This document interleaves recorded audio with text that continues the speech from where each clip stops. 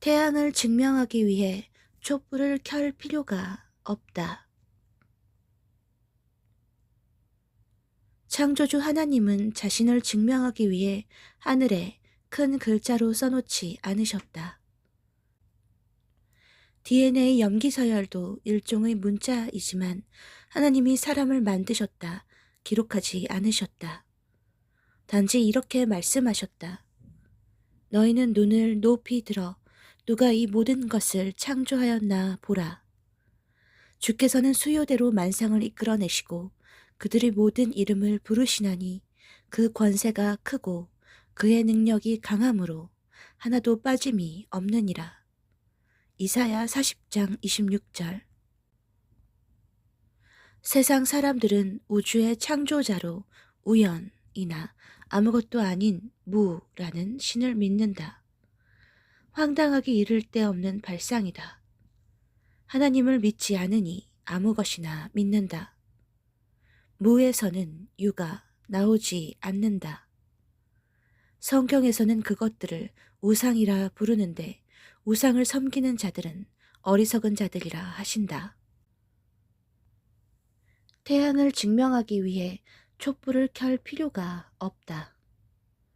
대낮에 촛불을 켜는 것이 어리석은 것처럼 태양을 보고도 창조주를 볼 수 없다면 그는 어리석은 자일 뿐이다.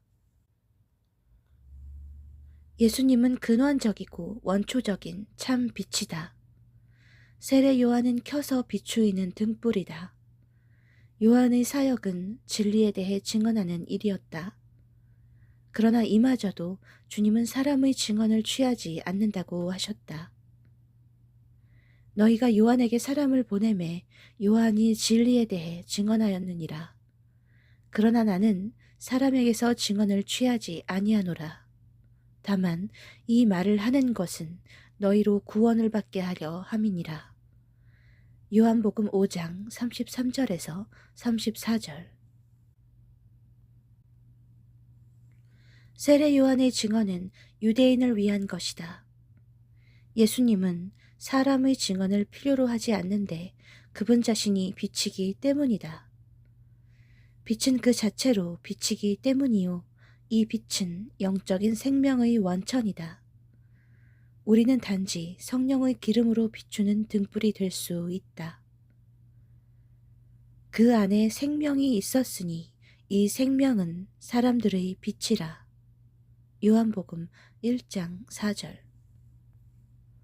로고스 안에 있는 생명은 만물의 존재가 그분을 통하여 생명의 원리가 된다는 것을 알려준다. 만물은 로고스로 말미암아 존재하게 되었고 그로 말미암아 영원한 생명을 얻는다. 이 생명은 사람들의 빛이라. 여기서 사람들의 빛이란 참 빛을 의미하지 않고 사람들이 가진 일반적 계시를 가리킨다고 주석가는 말한다. 다시 말하면 빛은 인생들이 일반적으로 누릴 수 있는 지적 또는 도덕적 관계의 빛을 가리킨다. 만일 사람이 범죄하지 않았더라면 이 작은 광명도 하나님을 아는 계시로서 효과를 낼 뻔하였다. 그러나 사람이 범죄함으로 땅에 어두움이 들어오자 참 빛, 곧 세상에 와서 사람에게 비추는 빛이 필요해졌다. 그분이 직접 세상에 오셔서 빛을 비추셨다. 하지만 세상의 다수는 그를 알지 못하는 상태로 있다. 아버지께서 자기 속에 생명이 있음 같이 아들에게도 생명을 주어 그 속에 있게 하셨다. 요한복음 5장 26절. 아들에게도 생명을 주어 란 말은 아들에게도 없던 생명을 주셨다는 의미가 아니다. 이것은 시간적 사건이 아니라 영원한 시간을 의미한다. 아버지께서 아들을 중보자로 세워 백성에게 생명을 주는 역사를 하게 하신 것을 가리킨다. 이 생명은 삼위일체 하나님만 독점하신 절대적 생명이지만 아들을 통하여 사람들에게 영원한 생명을 나누어 주신 것이다. 또 인자됨으로 말미암아 심판하는 권한을 주셨느니라. 요한복음 5장 27절. 이 구절에 대한 해석이 많은데 그만큼 논란이 되는 구절이다. 1.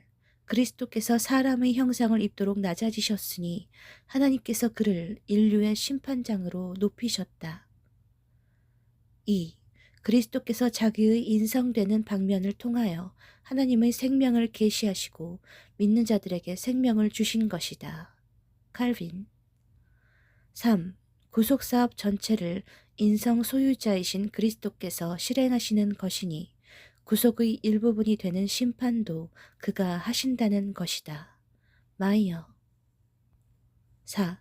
심판은 하나님 아버지께 경배를 드리는 행위이므로 사람들 측에서 할 일이며 그것을 실행할 이는 이상적 인간이신 그리스도께서 해야 한다. 고대. 5. 하나님의 사랑은 영원하시니 누구를 정죄하시지 않는다. 다만 인간들이 구주를 배척함으로 스스로 정죄하는 것뿐이다. 바이슐락. 6.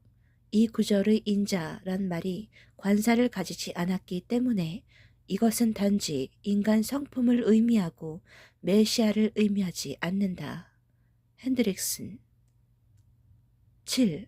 인자란 인간성을 의미한다. 이처럼 그는 신성과 인성을 가지시어 심판의 권한을 받을 자격을 가지셨다. 크로샤이데.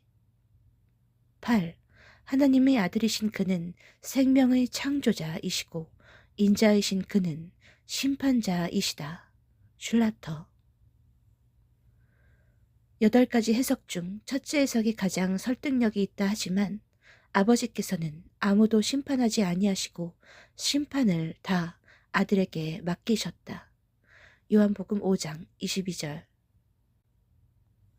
왜냐하면 모든 사람이 아버지를 공경하는 것 같이 아들을 공경하게 하려 하심이다. 그리스도께서 이런 고난을 받고 자기의 영광에 들어가야 할 것이 아니냐. 누가복음 24장 26절. 그러므로 성도들이 받는 고난은 천국에서 자기 영광으로 드러날 것이다.